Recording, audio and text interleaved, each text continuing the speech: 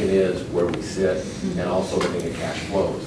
And I didn't see any cash flows, and perhaps the next board meeting, we could understand the cushions and boundaries of what the loan covenants are. We can send you we do a covenant worksheet every quarter for the bank to show, so that we can all make sure that we're on the same page as with the financial statements and the covenants. It's very important. So. But that's never been part of the packet that the board has seen? No, but I do show it on that one slide. And really, there's just two covenants. There's a debt coverage and there's the cash in, days cash on hand. Yeah. So that's all you. But that's what I think I'd like to see, the cushion, I mean, what the boundary is and what the cushion is. Good point. Part of the reason why we've never looked at it is because we have been so far ahead of where it would ever need to be. We're just now getting to a place where we have to think about, are we going to get past that covenant? And cash flows is not something that you normally project? It's part of our budget. It was in the budget package. Yeah. We'll provide that again. Did you get a copy of the? I did, but I thought it might be in the monthly packet. Usually they do an updated cash flow. We haven't, no. It isn't quite as variable as you might think. No, And that's, in many ways, it's much more stagnant, or static, not stagnant, static. So the changes are not as dramatic. And that's why we have, there's an enormous amount of information that we can provide you. But when you see the trends, it doesn't change that much. No. But if we could talk sometime, we could split. If you come to the finance meeting on Mondays, you Satisfied. can, Yeah, we can really get into the weeds on that one. okay. All right, so that's the end of the districts. Any questions on that before we go on? Okay, so then we go on to Goose Lake Medical, which includes Lakeview Gardens and Lake Health Medical Supply.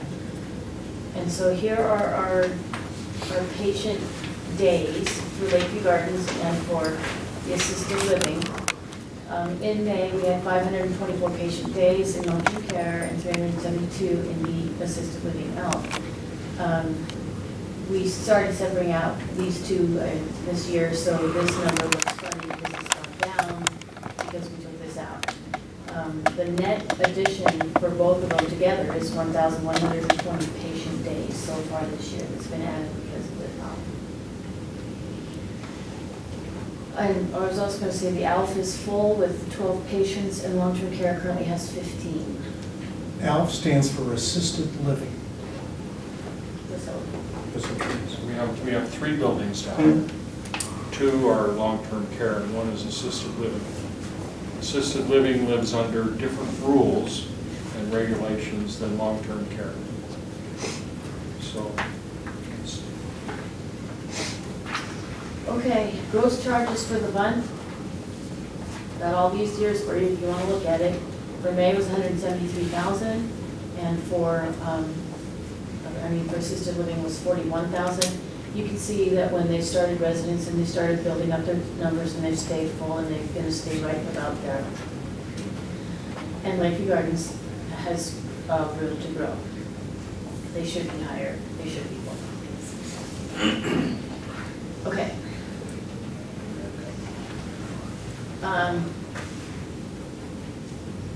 This is missing. So anyway, revenue for the year is $2 million.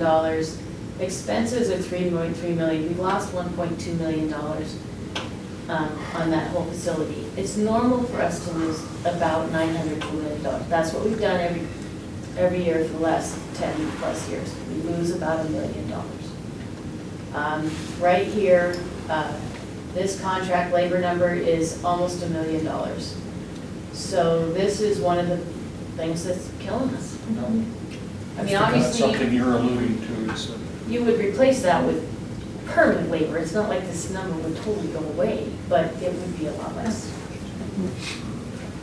and in the materials and supplies is the $150,000 for the taxes. Yes, Okay. yeah. Get a copy What, of that. say that now?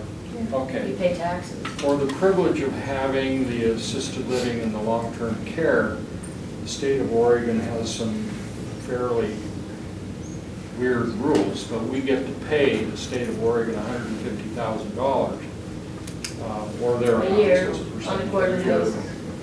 of what, because we don't have more than 80% of our residents being Medicare. Medicaid, excuse me. So when we fail that number, then they tax us. That money goes on to the state, goes into a state fund that they say some of it comes back to us. I'm not sure how that works. I'm not sure that we get $150,000 back from them. But we have to pay the $150,000 out. That's a direct expense. It causes us to lose more money. And there's, the long-term care has lost money traditionally since before DIRT. It's been a long time. And part of the board's reasoning for supporting long-term care is that the community supports it, and they support it with the tax base. So your property taxes are helping support the long-term care. And we get mandated for having, we talk about maybe being a little bit overweight in for rent, but we're mandated to have all sorts of people down there looking at every nook and cranny. Now, we're going to try to improve on our operations, but I don't think we can cut costs very much. Don, can we comment at all? Can we ask a question? Sure, go right ahead. I want to back up quite a ways back to salaries. And I heard that somebody say there's 20 people in the accounts receivable department. It's not accounts receivable, it's the entire revenue cycle, so it's all of the admitting staff, switchboard staff, patient financial services, billers. So we do all of the billing for all of the departments within the district with the exception of DME. So that durable medical equipment is the only thing outsourced. The rest of those bills are all sent out by that staff. So for all departments of the district, we send out all of those bills. And so that's the number of people that send out bills, post all of the money that comes in and out, send statements, do all of that. So that's the entire, it's more than just the accounts receivable. They're actually processing those bills and doing the authorizations, and it's that whole group of people that make sure that the bills go out and the money comes in. And insurance companies are working very, very hard to not pay us at every turn. And so if you have one small thing wrong on your bill, you have to have the right diagnosis codes. You have to have the right everything codes. If they don't go together, they won't pay you. If you don't get it done in time, they won't pay you. So we do spend a lot of time making sure that our bills are perfect so we can get paid, or doing whatever we have to do to fix it to get paid in time. We spend a lot of time on the phone with insurance companies, making sure, they may not pay, one thing is wrong, so they reject your whole claim and not just the one line item that was incorrect. So there's a lot of time that is spent on the Or phone. you decide something isn't medically necessary, or you got that service in the wrong place, or you saw the doctor twice that day and we're only going to pay you to see him once. Or, there's really, and every insurance company has different rules and different contract. And so you've got to tailor that invoice to that insurance company. So it does take a crazy amount of effort to send out a bill. Not only just the insurance company, but if you have a Medicare Advantage plan, you have Medicare, it all goes to Medicare, it also goes to Medicare Advantage. And now you've got Yeah. A lot of secondary and dueling tertiary insurance. insurance companies, and you can bounce things around for a long time between just two. And there's more than two on occasion that get into the reimbursement. So it's a tangled mess, not entirely of our weaving, but it's a tangled mess.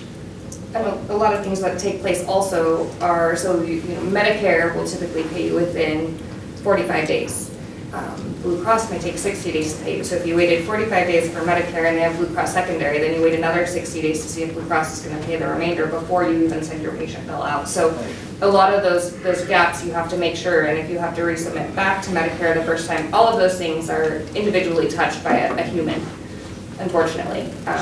So that's... I have people come and complain, well, I got my bill 3 or 4 months later. Well, it's, a lot of the reason is because the insurance companies have been batting it back and forth before we can get a final bill out to somebody who's been hurting. And all of a sudden, 3 or 4 months later, they get a bill that they didn't really expect. Go back to the question of 20 staff people, so 20 are dispersed in the different departments doing that. We're all type of under work. the finance department. We sit in different offices, different places in the facilities, but. Underneath one department, but dispersed into different Correct. functions. Yeah, we're all in, nobody really double dips into anything, so to speak. We're beginning to cross-train, so there's additional coverage, but yeah, it's like we have ones that are specialists for billing for just mental health, and some that handle just Medicaid for the hospital, and some that handle the clinic's billing, and some that handle, they're all kind of doing have different specialties, so to speak. What's the number of bills on the last day of the chart? You know what I mean, line items? Line items, well, it was 99 pages, I think. 99 pages of list of charts.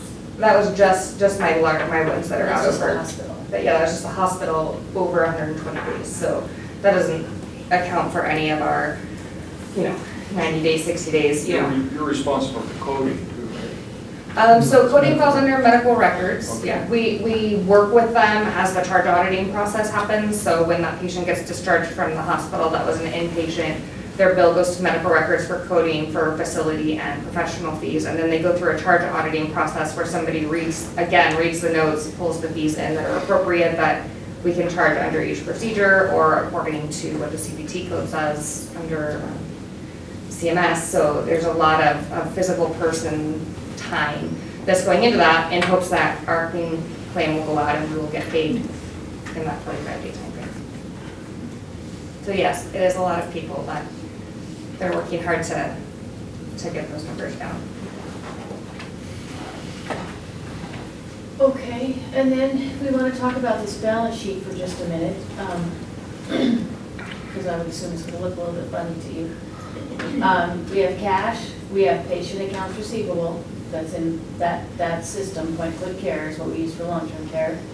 And then really what happens with this organization is we pay the payroll, we pay the bills, we charge it to Lakeview Gardens, and this is what Lakeview Gardens owes the hospital at this time, $1.9 million. Now, at the end of the year, we'll end up writing part of that off.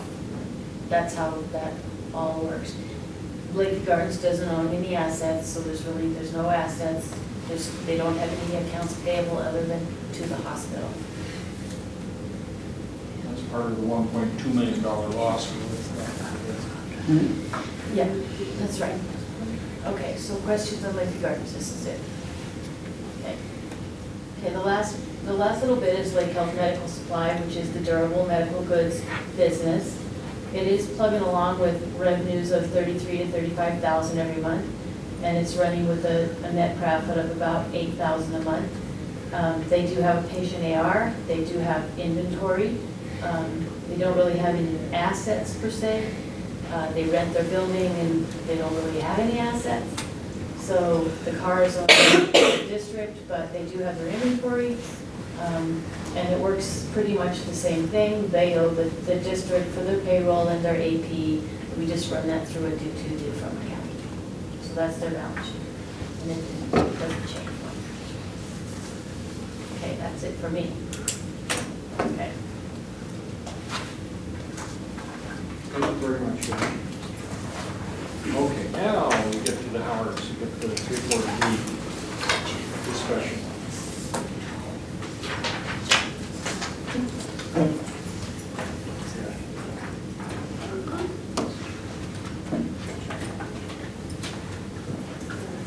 Do you want this thing? Make sure. Sorry. There you go.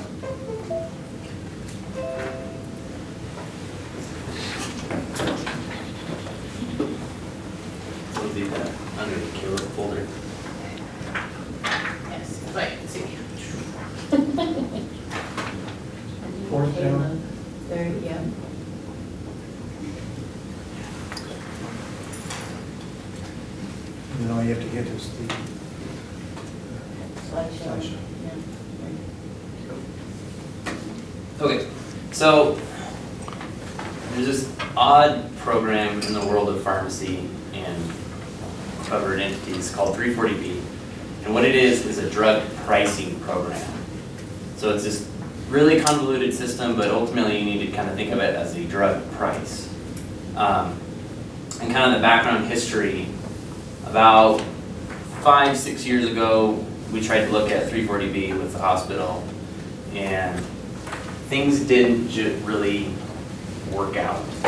So how it's usually run is with what's called a flat fee, and it wasn't going to be worthwhile for us. Like we had pulled some claims through our pharmacy and looked at them, and our fee was going to have to be exorbitant, so it wasn't going to work out for anybody. So things fell through, it kind of went away. I reached out to one of my preceptors in pharmacy school that I got to do a lot with 340B with and learn a lot about it. And I kind of mentioned this, well, our fee was going to die, it kind of fell apart. And he was kind of surprised because everybody I've ever talked to about Lakeview's situation with regard to 340B, they look at it and they go, one hospital, one pharmacy, you guys should be doing gangbusters on this. It should be fantastic for everybody. And so he kind of said, well, one of the solutions that people do, and he even recommended, eventually we'll kind of go over the terminology, who the vendor is. He actually recommended the vendor that Lake District is currently working with, so that was a good thing. And he suggested a flat fee with a percentage. And I was kind of like, oh, okay, well, it went away anyway. When you say flat fee and percentage, you're talking about for each? For each transaction, yeah. And we'll get a little bit more into that. And then in January, we were contacted by the vendor's called CaptureRx, and kind of to retake a look at it. The name again is what? CaptureRx. And the timing didn't work out. There's only a 15-day window each quarter to sign up for 340B. And by the time they actually got a hold of me, it was like near the end of the window, and I wasn't comfortable pulling the trigger on something that short notice. So we kicked it off to the next one, and I started looking into it again, and reached out to a consultant that works on behalf of independent pharmacies, just like ours. So independent pharmacy, privately owned, usually mom and pop stores, just like ours. And we kind of started talking about the contract that we were looking at. He's like, don't do that, let's do this. And so that's kind of where we're at. And we negotiate, and for one thing, I hate negotiating. And that was one of the reasons why I reached out to this guy. I was like, I hate negotiating, people tend to burn bridges, I don't like that. Kick it off to him, he can negotiate with CaptureRx, they don't live in Lakeview, let them figure it out, and we'll just reap the benefits. Kind of thought things were going well, April window, things just thought we had it, didn't quite work out, things fell through, so now we're back here in July, and the deadline is Monday. So, I will do my absolute best to kind of explain this. It's, like I said, a convoluted system, and I think this quote really captures what we need to look at. So, I have no idea how my watch works. All I know is it tells time. And so whether you leave today knowing how 340B actually works isn't really important. We just need to know what it does. And I'll try to show what it does. So if your only takeaway is this slide, that's fantastic, because this is what 340B does. So I'll go into the details of the problems we had 5 years ago and why it didn't work out for us. And this solution we're offering is just that. It's a fantastic solution. It fixes all those problems that we had 5 years ago that made it not work. And the bottom line basically is right now Howard's Drug is operating through transactions through third-party insurances, and there's a lump of money. It's in the tune of around $400,000. And right now that money just goes back to the drug manufacturer. It's just sitting there untapped. If we tap into this, Lake District Hospital is looking at keeping about $300,000 of that lump. Can I ask a question? Yeah. This is only on brand prescriptions. What % of prescriptions that in a given month in your pharmacy is brand versus generic? I couldn't tell you the percent, but it's Roughly. right around what would qualify as about 100 prescriptions a month. So is that So 10% of your business, 80% of your business? So what qualifies is right around 8% of our transactions. But I'll go into detail why that doesn't really matter so much. It's the quality of the claim rather than the quantity of the claims that matters with 340B. And I'll try to show that out. So that's kind of what the end result we're looking at here. So for details, sometimes the flowchart's helpful. 340B is a little convoluted, so I did my best to make a flowchart, and this is what I came up with. And that was a joke at first, and then I made a real flowchart, and it's not much better. So this is what we normally do right now. So the patient brings in the white arrow, that's a prescription. If we don't have the drug, we order the drug from our wholesaler, who's McKesson up there. And the dotted line is our transaction. That's who we bill the third payer. Third payer. That would be the insurance company? Yes. Yeah. So all the green arrows are where the money is. So we get the drug, we get the prescription, we put it all together. There might be a copay, that's what the green arrow from the patient to us is. They get the product, which is the yellow or orange arrow. So that's regular pharmacy. You add 340B into the mix, and you get this. So, the bottom left there is CaptureRx, they're the vendor. And when you have an agreement, what they'll basically do is their dotted line watches our dotted line. And they determine whether or not a 340B, whether one of our claims is 340B eligible. And under our proposal, that would be any brand name drug that is written by a prescriber employed by the hospital. So they watch to see if that criteria is met.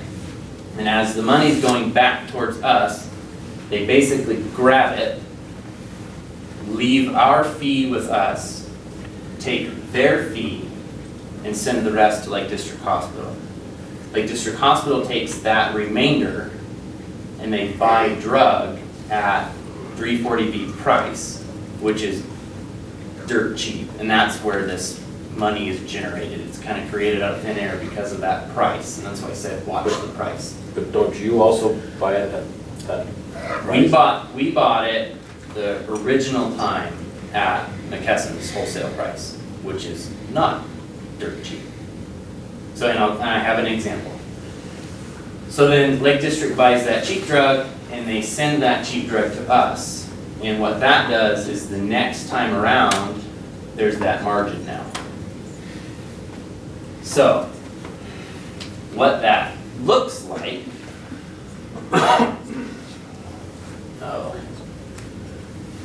so we'll go to the example first.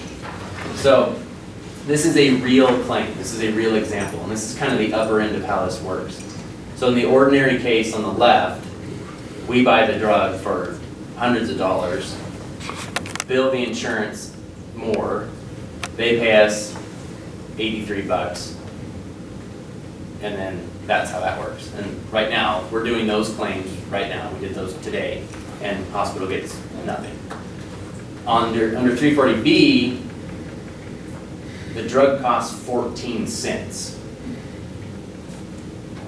We bill the same price, insurance doesn't know, they're not involved with that. They pay us the same reimbursement, and then under the proposed fee, we keep, the proposed fee is $10 plus 25%, we keep that much, hospital gets the rest.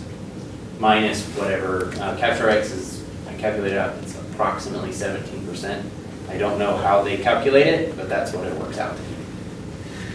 So does this, the only way that the hospital is going to get anything is that the prescription has to be written through them? Yes, Or those are through one of their the, doctors? those or- claims are the only ones eligible to be Those are the only rerun ones. this way. And the hospital claims. So my understanding is that if a prescription is written in the hospital and goes through the hospital pharmacy, let's say it was the same drug, Right. That's what the hospital, so we are getting some now, is that correct? No. No? These are outpatient drugs. These are outpatient drugs. Not inpatient drugs. But if this was, if this was a drug, I mean, are we getting any 340B now, Charlie? Through infusion, yes. But we don't do infusion. There's no crossover between these two claims that can go through 340B. I'll be happy to answer questions when Caleb's Okay. finished, because I don't want to interrupt her. Yeah. So Size, why there's, I mean, just in general, how that started. Why? let's keep going. Okay. So that's an example of how it works. Again, these are claims that are going through Howard's Drugs. They're not something that can go through elsewhere. These are the outpatient claims. So traditionally, in like the big chains like Walmart, we'll usually do a flat fee. They'll say, give us $22 per transaction, and then we'll leave the rest. That is kind of an older way to do 340B, and I'll do my best to explain. So on the left is, we pulled 3 months of our actual transactions.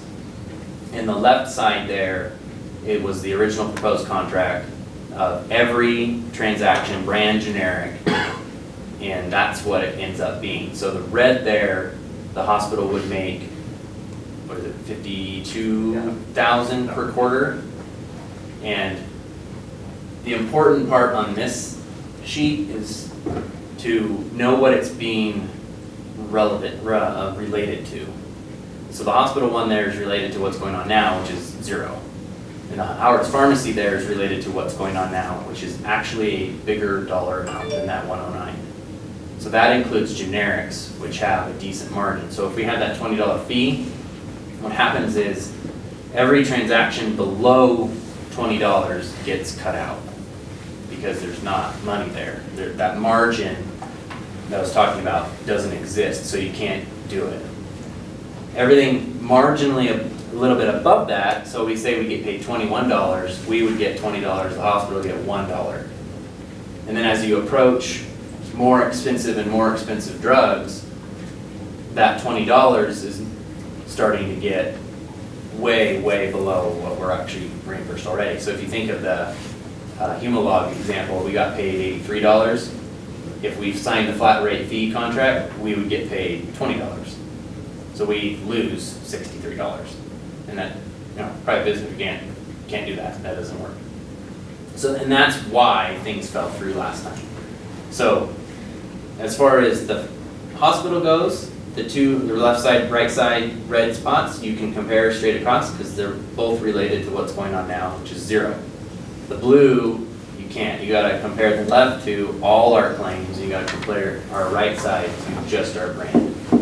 And so that's why I think this is kind of exciting that we've corrected these issues from last time we tried this, because under the current proposal, the hospital will actually get $10,000 more than if we did a flat rate fee for everything. And Howard's Drugs, that value is actually more than we're doing right now. So it's an actual win-win situation, which is what it needs to be anyway. So that's why our proposal is for flat rate plus percent. There have been some questions as to the numbers, because it is so different from the usual flat rate. We are not the highest I've seen. I've seen pharmacies have rates of around 33%. I've seen pharmacies have combinations of $7 plus 35%. And so it just determines on what the nature of the claims are and what is most beneficial to both parties. And this is kind of the sweet spot. So again, very convoluted, but kind of the take-home point is there's this pot of money sitting there just going to drug companies, and if we tap into it, Lake District Hospital will go from 0 to plus $300,000, approximately. per year. Per year. It's about $70,000 a quarter. And that's gonna change depending on prescribing habits, what drugs on the market are brand name, and what drugs are generic. I know I've been looking at it for 5 years and it's convoluted still, so. So there's no money going out of our pocket at any point in time. Correct. The money ultimately comes because the drug company has agreed to do this rock bottom price, and that's where, okay, the intention is. In the 80s, HIV/AIDS meds were very, very expensive, so they created 340B drug pricing. In order for a drug company to participate in Medicare, they have to supply this price. So they have their regular price over here, and then they have their special price over here. And it was created for a savings. The program, as most government programs, has expanded greatly, and it includes everything, basically, towards certain covered entities, and our hospital qualifies because of our critical access. And so that's where the money comes from. The drug company is agreeing to not charge a lot for these drugs, and that creates a difference, and that's where the money comes from. So it's kind of drug company, insurance company, that's where the money comes from.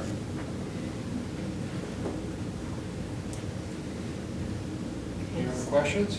So it's not through our pharmacy in the hospital, it's through your pharmacy? These transactions have to go through a retail pharmacy. Okay.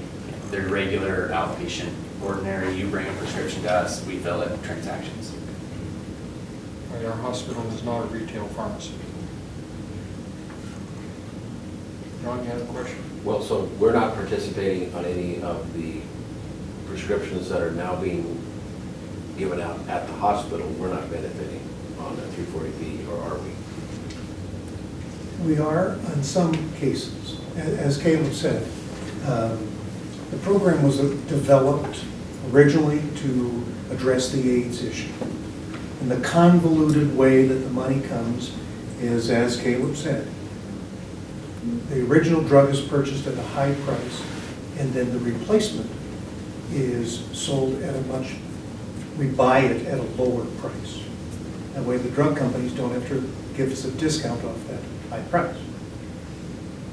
The only way that the prescriptions work in this program, it has to be written by a physician who is employed by the hospital. So right now, it would be any prescription written by the doctors that are in the emergency room, or because they're contracted and employed under this program, work the same. Or if it comes from the clinic that we operate. So if Dr. Graham or Lisa Cahill write a prescription, unless they're working in the emergency room, any prescription they write is not included in this program. Okay?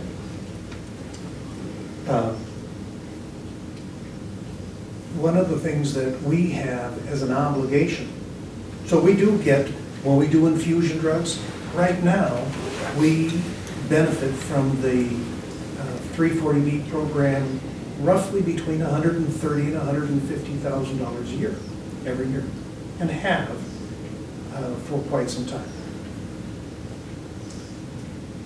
Yes, there is an opportunity for us, and we talked 8-9 years ago with Jeff about this, because there's no doubt about it, there's a great opportunity for our community.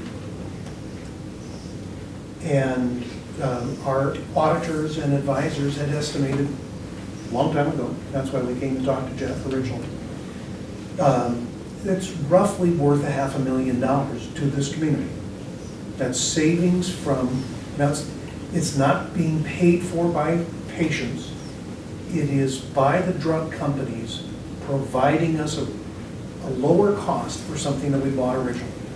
It's a very complicated process.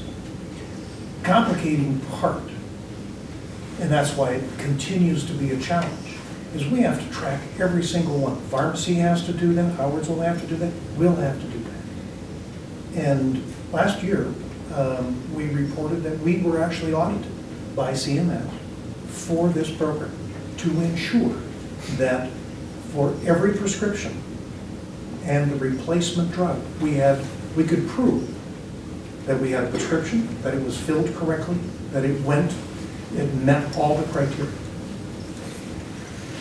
And Teresa can talk about how long it took to go through that process. We did and have used a firm that, just like Caleb said, Capture RX, to help us with the program. It's complicated, and you go through a lot of claims. And you don't want to make it wrong, because if you don't do it correctly, you have to pay it back. So, but yes, we are accessing the program right now. Are there any restrictions with this money, that it's used for the community, or that it benefits the community, or? Well, at present, what Medicare has said in this program, that's actually CMS, has said there are no restrictions. You can use it any way you want to benefit the community. However, every year, and it is constantly being addressed on a national level. The question is the program going to continue? Because the drug companies don't like it. It's expensive to them, and they like not to lose that money. But there have been many instances, some believe a lot, others believe not, where it's been subverted. And so it is expected, it hasn't happened yet, that the hospital will have to prove where that money went. How the savings that between what the charge and the replacement value, so that savings, how is that money spent to benefit the community? And so we're not obligated today to report it. We have to report how much the dollar amount is, but we don't yet have to say it was used to provide this service or that service. I expect that to happen. It hasn't happened yet. It may not happen this year, but so we'll have to report, if we participate, how that money is used. Well, isn't our presence just as a district hospital a benefit to this community? That's our claim. Yeah. But it's very possible that Congress will say, through their requirements, that we have to use those dollars specifically to provide a after-hours clinic, or we have to do something that they mandate, and they can do that. We don't know if they will. They've talked about it, and our legislator Greg Walden has been the leading voice to make those restrictions made. So the money is coming from the drug companies, but the government is making all the mandates? Of course.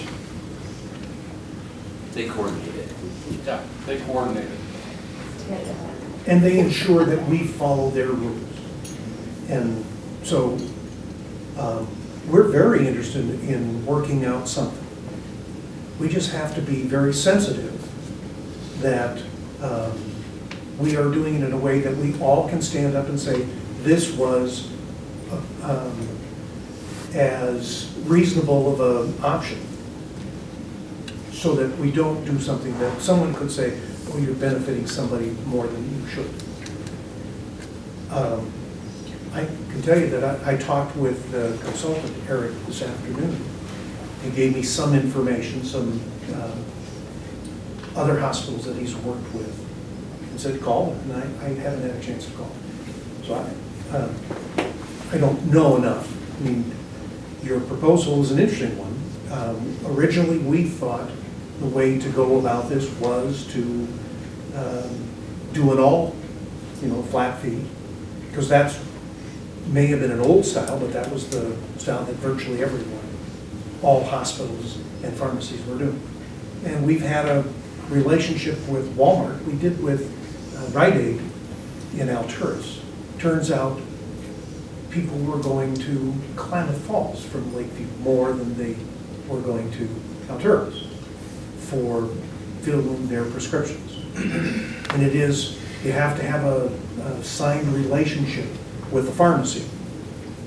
And so if we couldn't have something with Howard's, we approached Walmart and they said sure, and Rite Aid said sure.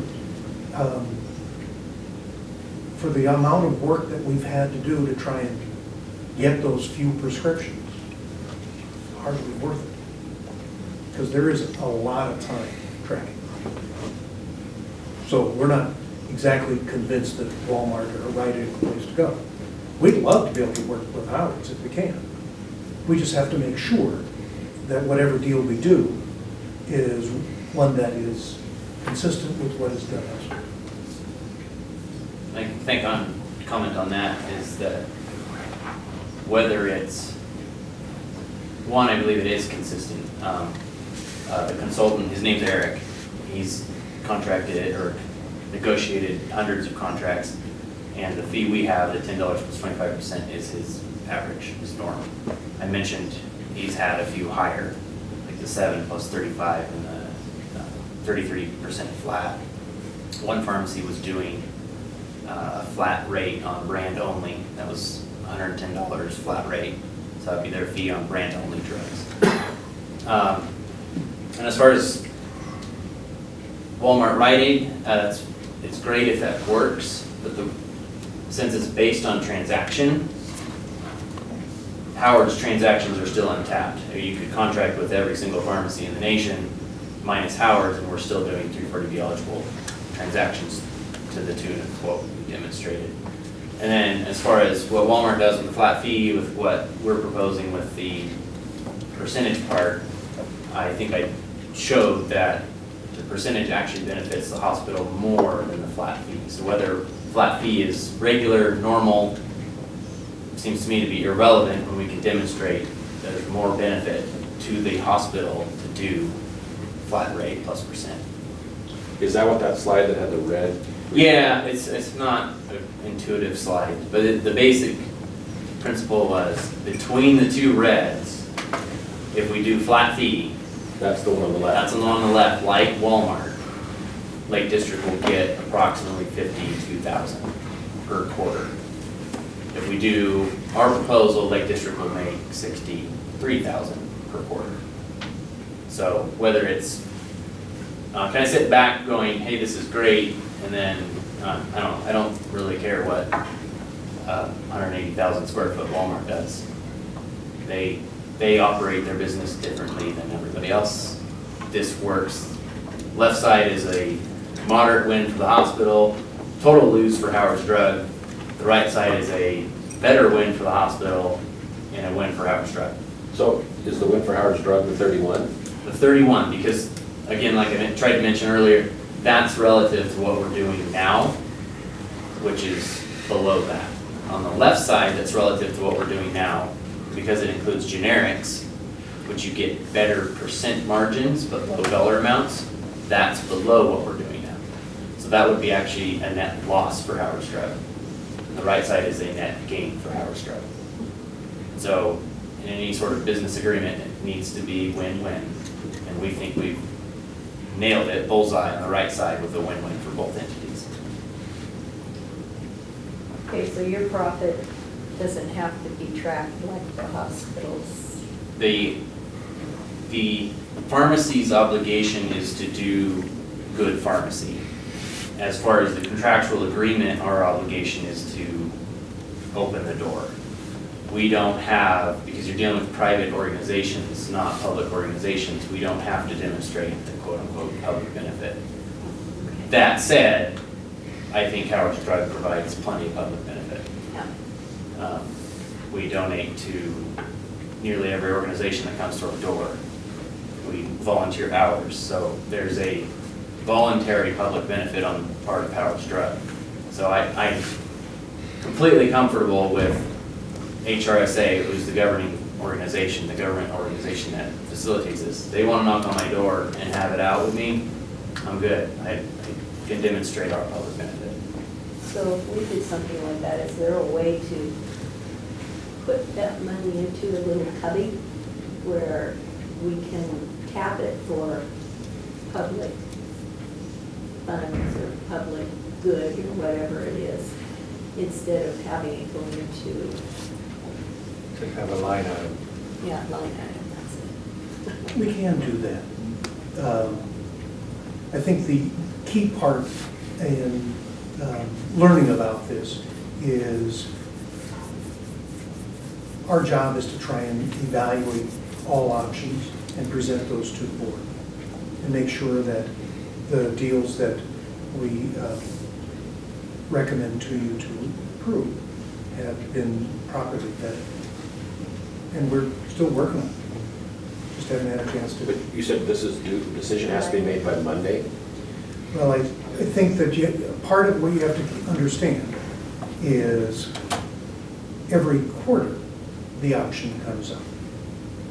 So, yes, there's money that these insurance, or these pharmaceutical companies, we could participate. And yes, every quarter it occurs. And it has been going on for years. What we want to do is make sure that what we're recommending, when it comes to agreements, our obligation is to make sure that we have vetted them properly before we recommend them to you. And we just haven't had a chance to do that yet. Okay. John, John? Charlie, you talked about we, who's we? Well, it's not the paper we, not just me. Well, that's why I was wondering, who helps you recommend to these folks over here? So Cheryl is our chief financial officer. And then Teresa, who is our pharmacist. Teresa works for a company called AmerisourceBergen. So the hospital contracts with the company AmerisourceBergen to provide us pharmaceutical services. So all the employees within the pharmacy are employees of AmerisourceBergen, and we pay them to run our pharmacy. And they have a consulting firm, that portion of their business, and they provide us with a lot of insight. So the we part is we use our experts to help us. We engage our auditors to make sure that we are complying with all the rules and regulations that we have, and we compile all that information so that we're recommending to the board. And we do this on any agreement that we look at. And that's how we got, because it's my obligation to report to the board and recommend to the board any kind of agreement. That's how we get it. So we already do this though, through our pharmacy. So No. we don't have any kind of. As I pointed out in the past, there was no advantage to Howard's to do this. So we put it on the shelf, and the hospital did not participate with Howard's because there was no advantage to No, not Howard's. Howard's, I'm talking So- about our pharmacy. And that's inpatient, and Oh, so the current. Teresa, do you want to address that? Sure. So our pharmacy on the inpatient side participates in the 340B program. We buy drugs through this program at a lower cost, and the hospital makes some money and then earmarks that money for services for the underserved and for the public here. We did work with Rite Aid and with Walmart, having prescriptions written by our doctors go to those pharmacies, and we had a flat fee dispense agreement with them. The flat fee was $28 for Walmart and $26 for Rite Aid. The volume wasn't enough. There weren't that many prescriptions going to Walmart or going to Rite Aid and Alph to really make it worth our while and to meet the minimum amount of fee that we had to pay to the third-party administrator company, which is Capture RX. So it really wasn't very profitable for the amount of time that was spent with it to continue with that. So we stopped doing that, but we did do it for, oh gosh, over a year. So we have experience with it, and we look forward to doing something with Howard so that more prescriptions could go through the program, and there would be a larger benefit to the community. This would be on top of that. This is in addition to Yeah, that. yeah. It's not competing with it. Because those are. No, I know that. We It's- also benefit through the public health. They're able to buy some of their medication through the 340B program. and have been doing that for years. But if Howard's is able to have more volume, then it would be more. So it's not, It's it's not not an the issue. volume that's the issue, it's that margin. It's the margin. Yeah, so that difference between what the third party on the right side, Oh, what the third party okay. payer paid and that 14 cents, Yeah. that's what we need. That's why we do brand only, because they're very expensive drugs. So your opportunity for a bigger margin is there. Where we do generics, the bottle literally costs more than the tablets inside it. So there's zero margin. So what you're looking at is that the replacement coming in is very inexpensive, but you still get to sell at the same retail price. And the fee replaces your markup that you receive from the third party in the ordinary. So the fee replaces the 83. To put it into perspective, this is such a complicated, but it has a lot of impact.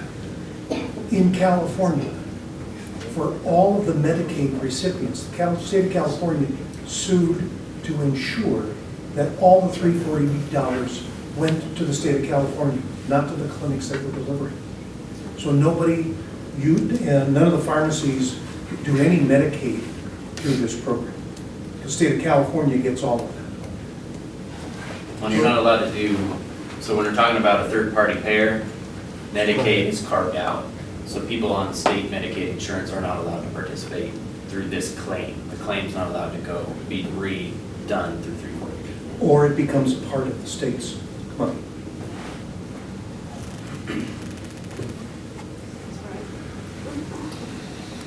Very complicated program. Oh, yeah. It is. Absolutely. Partly why we're here is this is the third quarter. And We if still we- haven't come to agreement. So that's kind of why we're here. We're not sure why we're gung ho, but we're getting pushed back. You're going to ask for a decision within 4 days, and I'm not sure that that's going Right. to happen. And just so you, So- reason we're here is that so this won't happen until 2020. What we have, Charlie's the ultimate contracting Right. officer for the Right. board. He will come to us with a solid agreement between you Yeah. and the hospital, and the board has to approve that. Hindsight, we would have been here in April Yeah. to try to grease the wheels of this a little better. So that's kind of why the Howards are here, trying to be a little more proactive, trying to understand why we're getting pushed back. In the past, the perception was that we weren't willing to do it. Well, we weren't willing to do it when the situation was a lose. And like I said, I think we've really hit something that is very beneficial for all parties involved.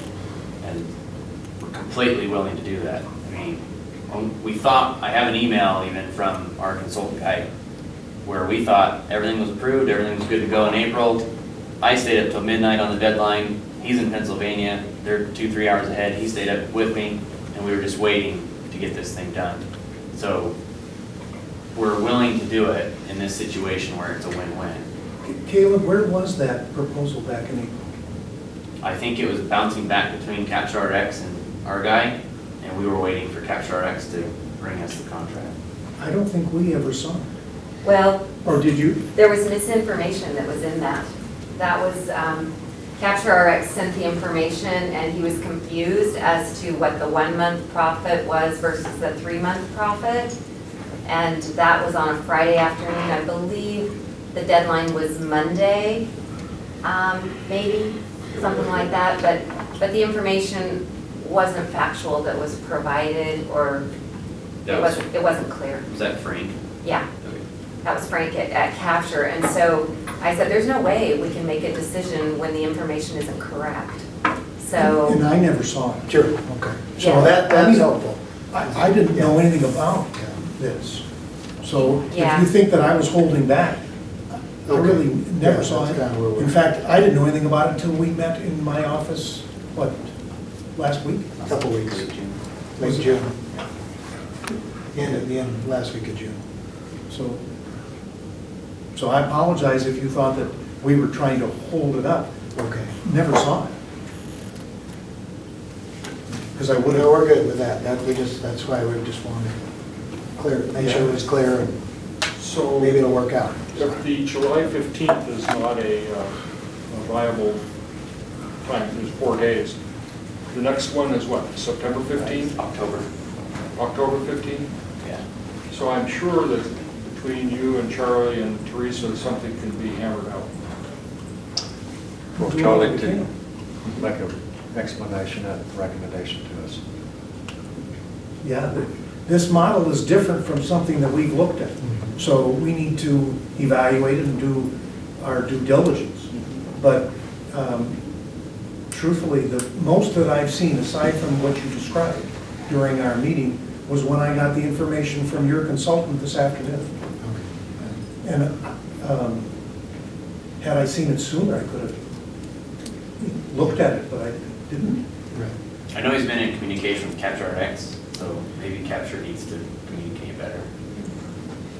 And part of it is CaptureRx is the intermediary that handles a lot of the in and out component. We contract with CaptureRx to provide the monitoring process, but they're doing what we say in terms of what a deal is. Right. So it sounds to me like they're the ones not, 'cause I haven't had any trouble communicating with Eric, the security working guy. So it sounds to me like stuff's going into Capture and just sitting there. That could well be, I don't know. I think another part that we have to look at is we found that during our HRSA inspection, that the place where we had greatest risk was in our non-electronic prescription, where it became a paper prescription. So the sooner that we can get to where we all are working on an electronic fashion, in some way that is safe from your standpoint and safe from the hospital standpoint, that will, We are. We're electronic, so whenever we. especially on all these expensive things. The only non-electronic are controlled substances, and they're not part of this, Right. basically, because none of those are brand name right now. And so if, we might have some little glitches in the software, but basically, we fill a lot of e-scripts every day From the hospital, from here. from these clinics. Yeah. Yeah, As far as, they come in waves. as far as record keeping goes, we keep all our paper hard copies as well. They're all in the same place. Yeah, we didn't. We have to keep those for At least Girls' three. chair. Great. You know, every once in a while, there's that ER script that's a hand scribbled on a, like District Hospital blank, that it's usually not something, it's Well, usually. if they're coming from the ER, they're probably not going to be for 340 drugs. They're not gonna, right. Because they're usually not An ER situation. Insulin or something that qualifies. It's some generic antibiotic or something that's not part of it. So, but we're all willing to work with that, so. Okay. Well, I think you've really opened our eyes here. Thank you. I appreciate you guys coming in. It's been very good, so. And, you know, it sounds like we've got some communication issues, and I think we can solve those.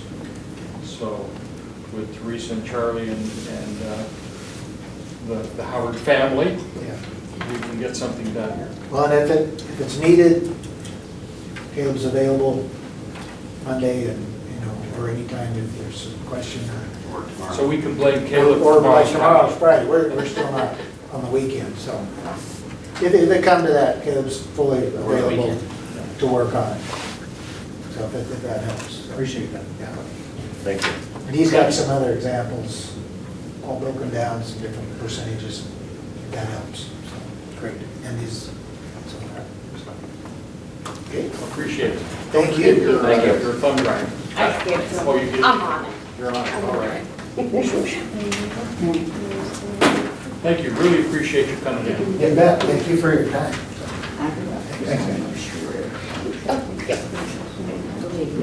Okay, next item on the agenda is our construction update. I'll try to talk fast. We have a building. No. So we have good news and some news that is challenging, as always.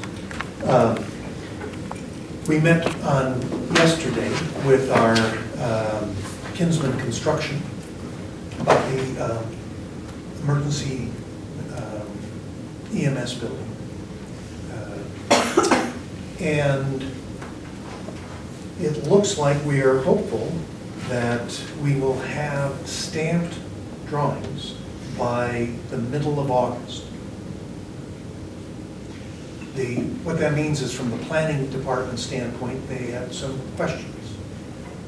Part of the questions that we're looking at is they're now going to require that we do some form of sprinkling.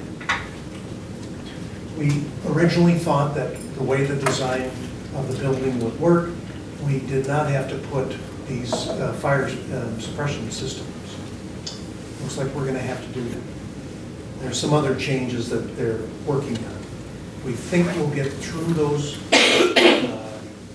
and our goal is to have stamped drawings by the middle of August. Does this prevent them from ordering the steel and other specialty items prior to getting a stamped The drawing? building has been ordered based on the information that we have. It will probably get here. What the plan is, if all goes as we think it will, they'll start doing site work in the middle of August. It'll take them about a month to do all the site work, and that's to scrape the soil, put down the rock, and get the piping all set up, plus the concrete pour. Site preparation. Site preparation plus the concrete for the building itself. It'll take about 3 weeks, 3 to 4 weeks to put up the steel building. And then they believe they have 2 to 3 months inside work. What that means is we will be finished, if everything goes well, by the 1st of February. Now that is in excess of the bond requirement that we be completed by December 31st. So we're going to have to approach our, so when we call it a bond, remember the bond is really a loan. Same thing, but for a public entity, it's a bond. So we'll have to get an opinion from our attorneys, the bond attorneys, to allow us to complete the project after the December 31st deadline. I was hoping we would bypass that. Didn't happen. I expected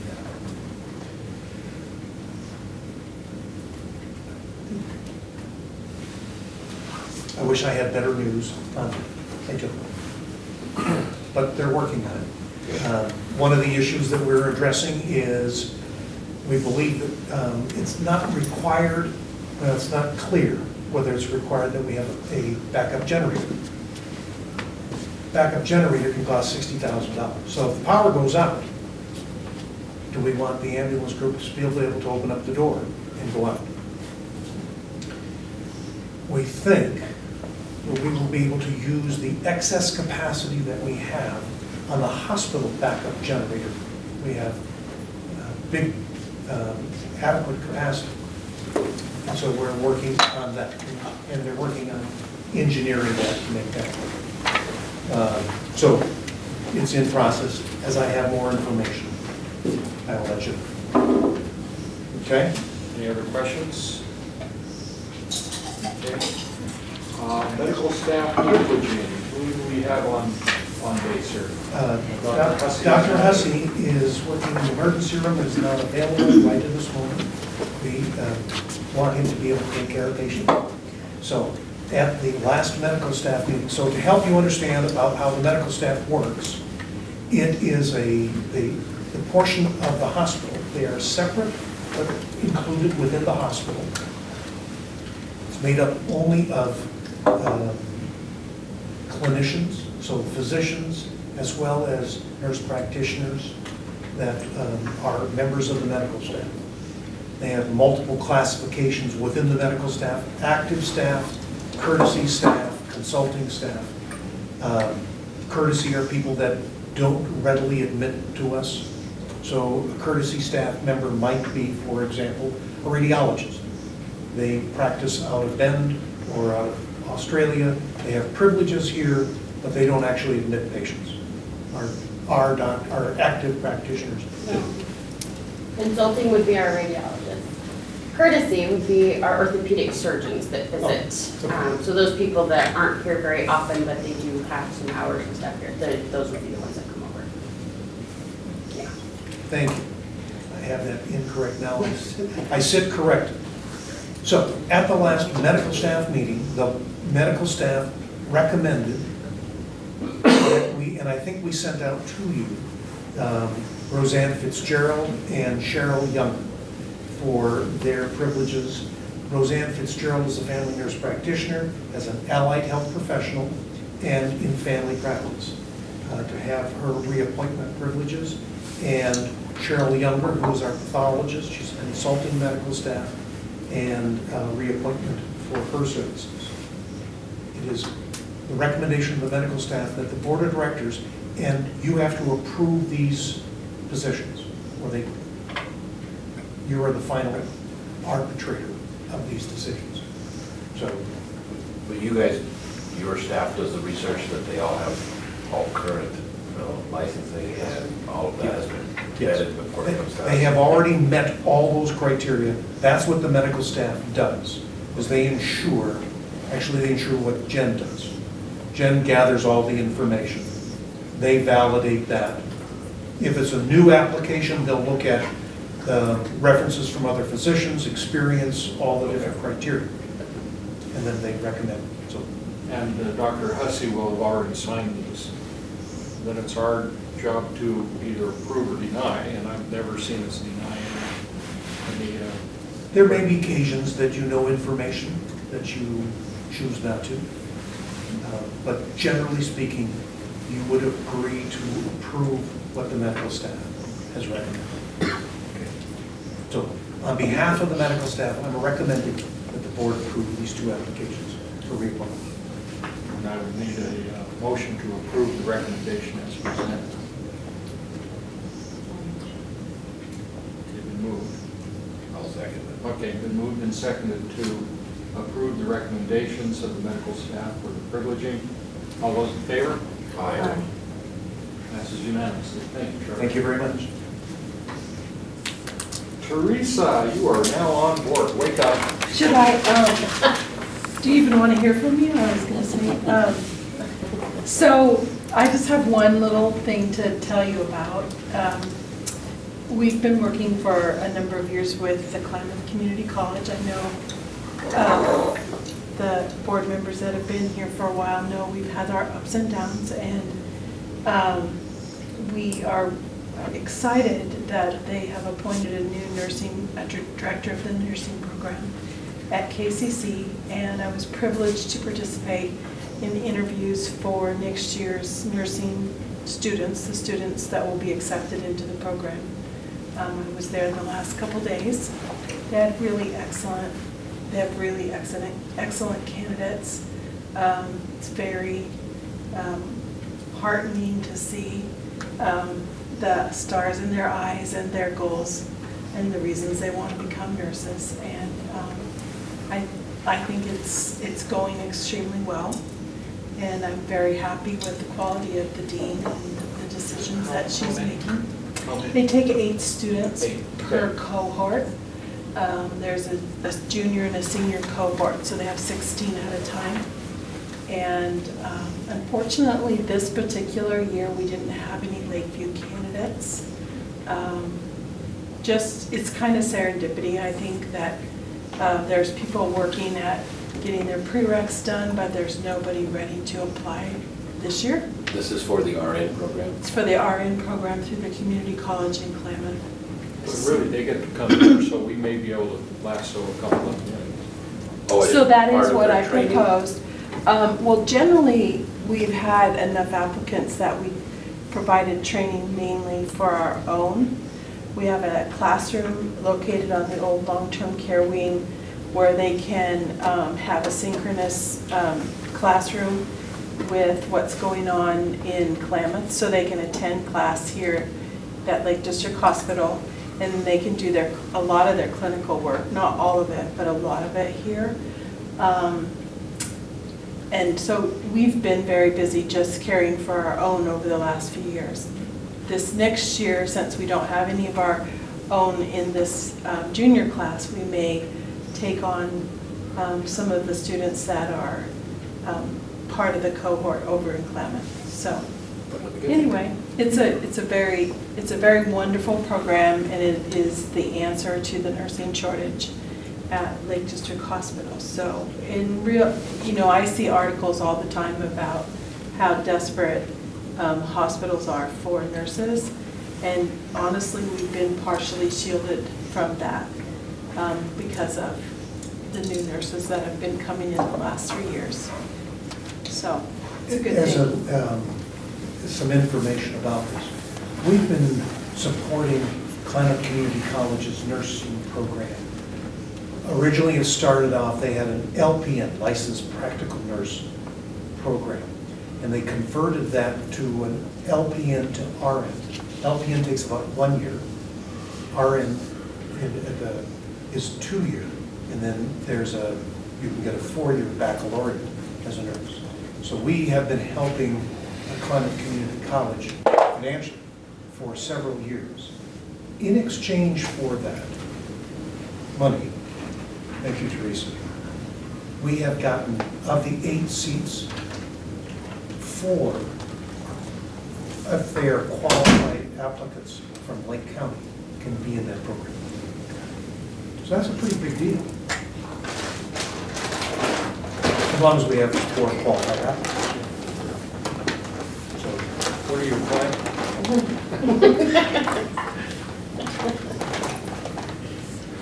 That's it. That's all I had, unless you have questions for me. Yeah, the KCC had a new program director. New nursing program director. Nursing. Mhm. Yeah, she's new. She comes down from the Astoria area and was a dean or director of the nursing program there. And so she has a fair amount of experience, and I think she's going to be a wonderful thing for our community. How long really. has she been on? She'd been there like 5 days this week. I mean, when we were doing the interviews the last 2 days, I think she said it was like the 5th day or something. So pretty new on the job. You invite her over to visit.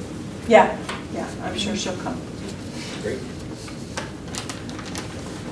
Okay, thank you, Teresa. Okay, next up, employee recognition.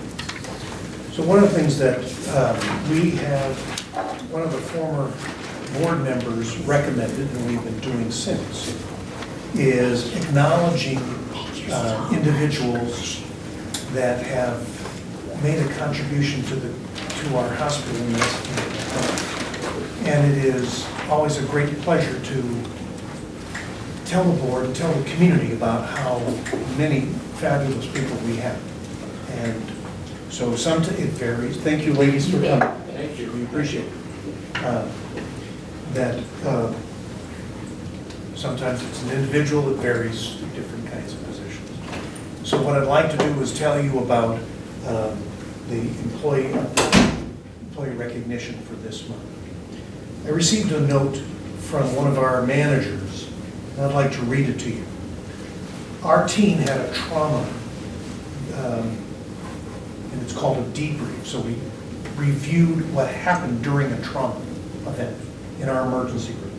This morning from the incident this past weekend, it was a major trauma that arrived to the department at around 1900, with the first patient departing by a helicopter at 2100 and the second patient leaving an hour later. The feedback from the staff was that the night shift environmental services team was absolutely amazing. They were immediately available, taking every opportunity to help out. When the first patient left, they were able to come in and clean a bit in half of the room. When the second patient went to radiology, they went into the trauma bay and did what they could in the limited time they had. They were exceptional. That crew are employees of the month, and it is Shannon May, Mary Burdett, Candace Vale, Danelle Juan, and Brian Sanchez. what we do for each one of these 5 people is they get an extra $50 as a thank you for doing an exceptional job or making a difference in our hospital. And a certificate, that's great. Yes. So, it's pretty neat when we have other members of our organization commenting about how they were helped in this process. It's a team whenever we care for someone. Okay, thank you, Charlie. Next item, of course, is the CEO report. We can get a truncated version. I'll talk as fast as I can, so I'll be quick, because I have a tendency to talk and it's late. So a couple things. Talk a little bit about some of the things that have been going on. First off, the Cerner contract, we executed. At your recommendation, at the board meeting last time, the board authorized me to execute a contract.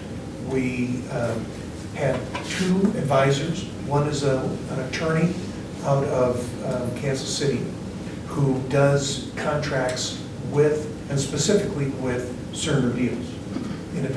And so they were very versed in software contracts. He looked at it and gave us some very, very helpful suggestions. And then we hired a consultant out of New York who also had worked in the software industry and gave us additional advice. So we think we got some pretty good adds to that contract that really helped for us. As an example, one of the things that it allows for is organic growth. Should we, this is a 10-year contract, who knows what will happen to our community and to our health district over that time period. When we entered into the agreement with CPSI 9 years ago, it was just the hospital, long-term care, and home health. We've added quite a bit in those time periods, so it's hard to predict what we'll do. Shortly after our board orientation on the 17th, which I thought went pretty well, the state inspectors came in the next morning. And we were here for 3 days, and that we are inspected by the state on surprise visits every 2 or 3 years. This was their surprise visit. And they went through and did a great deal of inspections, and we will get a report. Not only did they come from the state, but also the fire marshal came and did a very in-depth evaluation of our organization. So it was an exciting time period. They gave us summary. They gave us a report in verbal, and then we will get a final report in about 6 weeks. And we'll have about 30 days to respond to the things that they found that we should do better or have better reporting or whatever issue that they came up. So that made for an interesting week. It was announced on Monday that the CCO contracts were extended by the state Oregon Health Authority. And in our case, we are under the auspice of the Eastern Oregon CCO.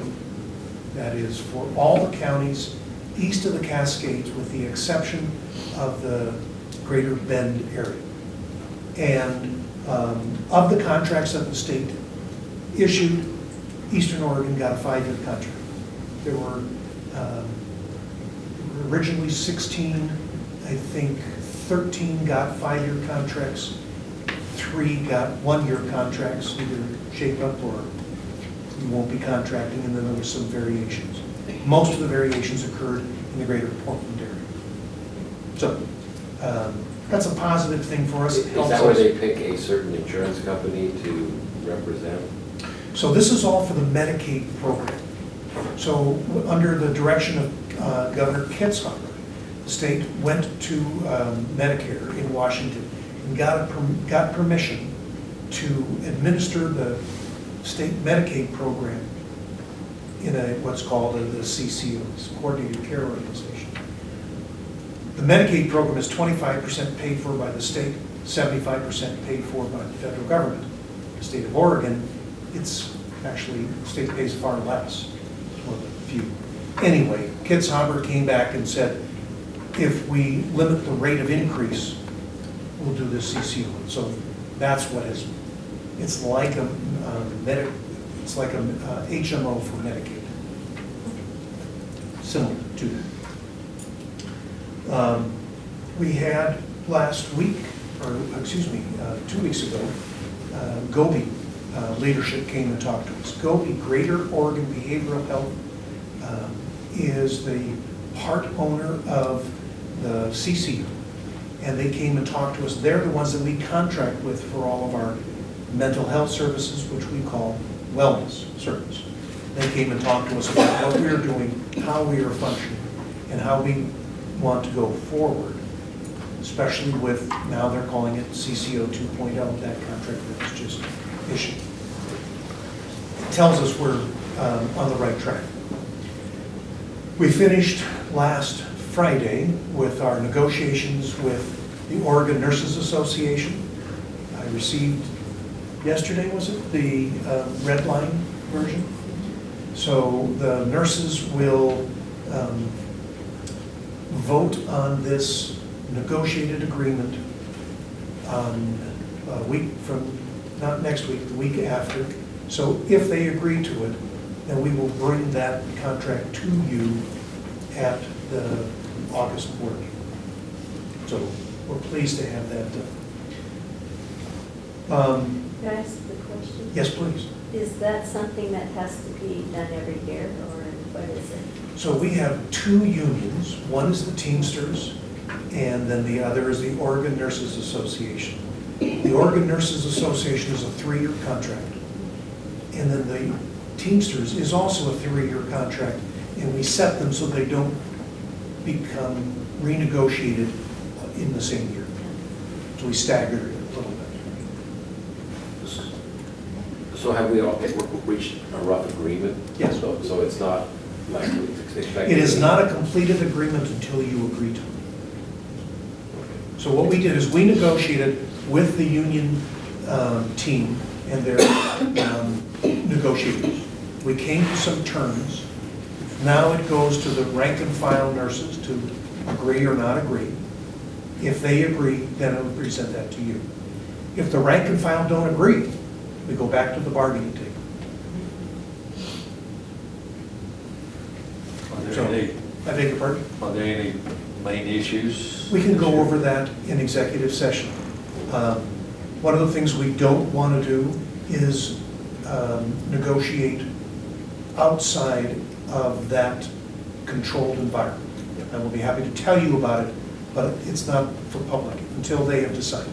Okay. So I want to honor that principle that we all stand by. We've added a couple of people. Peter Wolf, our new Human Resources Director, started last week, so that's a big positive. On Monday, we had our nurse practitioner, who's a psychiatric nurse practitioner, and Mauser start. This is the first time we've had in Lincoln County a psychiatric nurse practitioner.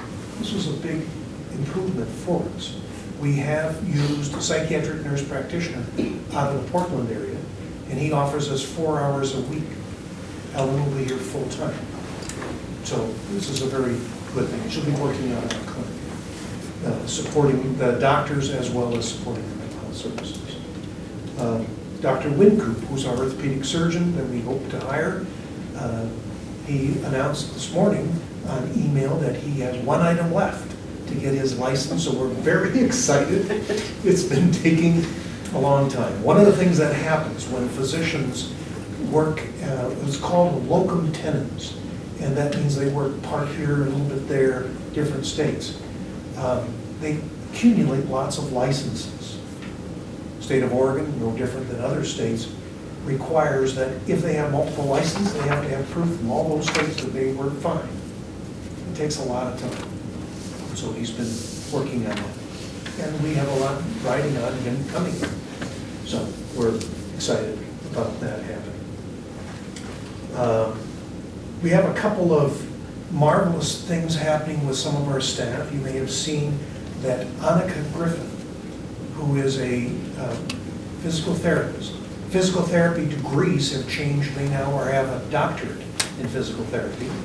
So not only is Dr. Griffin, as a physical therapist, very qualified, she just became certified as, she proved her skills as a physical therapist by becoming certified in orthopedics. Put it into perspective, there's about 15,000 physical therapists in the state of Oregon, 324 as of July 1st are certified in orthopedics in the state of Oregon. We have one. It's pretty impressive. Trace Wanzer, who is our executive director for our mental health services, just got her doctorate. So she's now a doctor in psychology. Kylie Hickey has just become a licensed professional counselor. So there are two kinds of licensed social workers. One degree is a licensed clinical social worker, LCSW. Another is an LPC, licensed professional counselor. There are also licensed marriage counselors and others, but from our standpoint, those two degrees are what we deal with. Kylie had finished her master's degree a couple of years ago and has to spend a certain amount of time in residency, if you will, internship learning. She finished that, and so that's an exciting thing for us and for her. She has been employed here? She has been. She's got it. And she was working under the direction, her charting, seeing patients had to be overseen by another advisor, another licensed person to make sure she was, her process was good. And so that was accomplished. Marcy Clare, who was our long-term care director of nurses.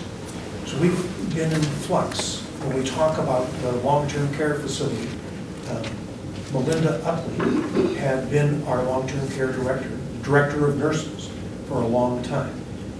She, for health reasons, resigned that position. We had an interim that didn't quite work out, and Marcy has been our interim director of nurses for the last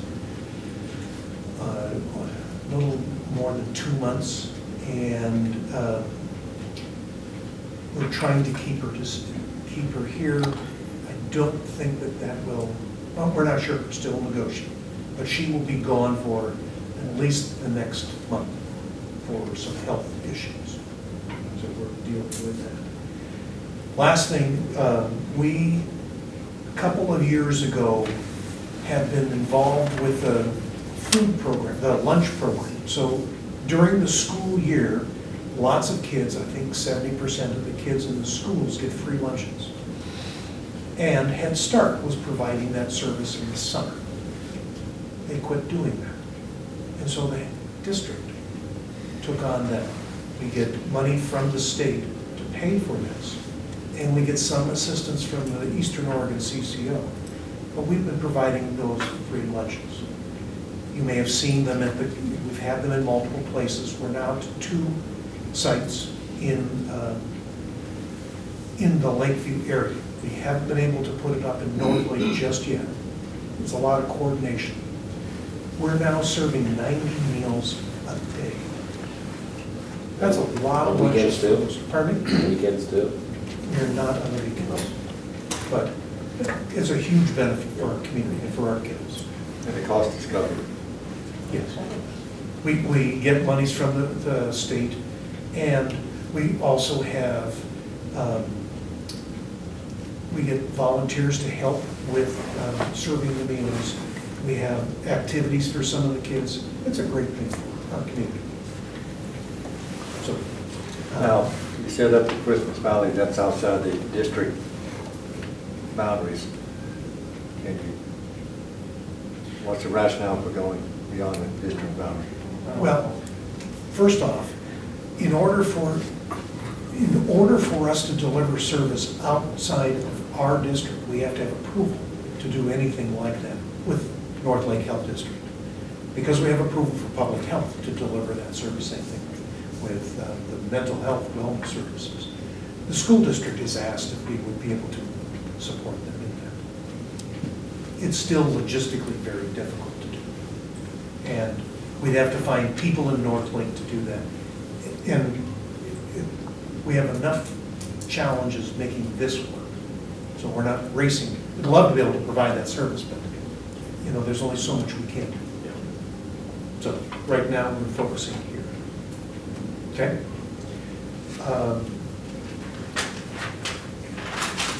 Do you have any questions or issues, other things that you'd like information on? If not, that concludes my CEO comments. Okay. We'll adjourn into executive session under ORS 192, 660, bracket 2, bracket A, personnel, bracket C, medical staff, and bracket H, legal. And we will take a 5-minute recess to